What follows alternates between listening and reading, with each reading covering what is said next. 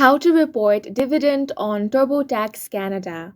Hi guys, welcome to our channel. Let's begin. First of all, you want to gather your dividend tax slips. In Canada, dividends are reported on the slips such as T5, T3, T4PS.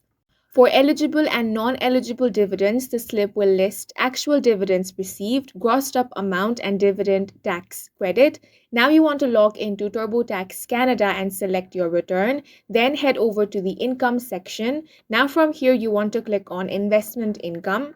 Now select dividend income and enter the amounts from your tax slips, such as box 24 includes actual amount of eligible dividends.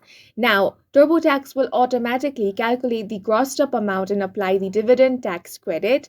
Then you want to confirm the taxable income and credits.